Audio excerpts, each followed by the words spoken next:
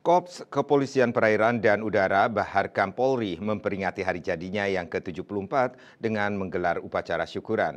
Acara tersebut dipimpin langsung oleh Kakor Polairut Baharkam Polri, Irjen Pol Muhammad Yasin Kosasi.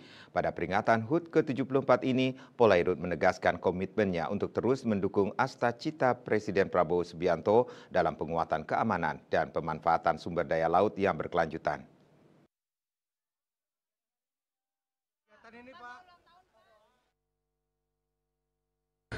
Korps Kepolisian Perairan dan Udara Baharkam Polri memperingati hari jadinya yang ke-74 dengan menggelar upacara syukuran. Acara tersebut dipimpin langsung oleh Kakor Polairut Baharkam Polri, Irjen Pol Muhammad Yasin Kosasi, serta dihadiri Wakapolri Komjen Pol Ahmad Doviri, Irwasum Polri Komjen Pol Dedi Prasetyo, serta jajaran utama Polri lainnya. Dalam HUT tersebut mengusung tema Polairut Presisi siap mengamankan sumber daya kelautan guna mewujudkan Indonesia maju menuju Indonesia emas.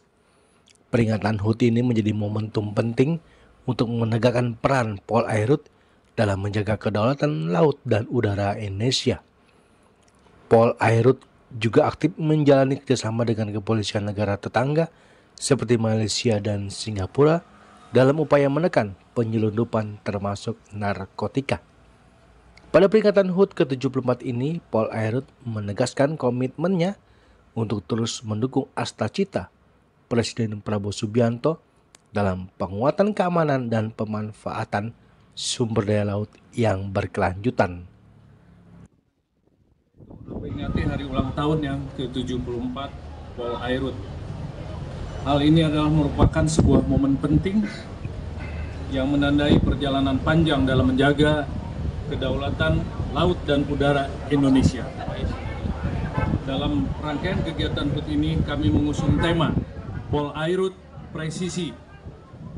Polairut Presisi siap mengamankan sumber daya kelautan untuk mewujudkan Indonesia maju menuju Indonesia emas.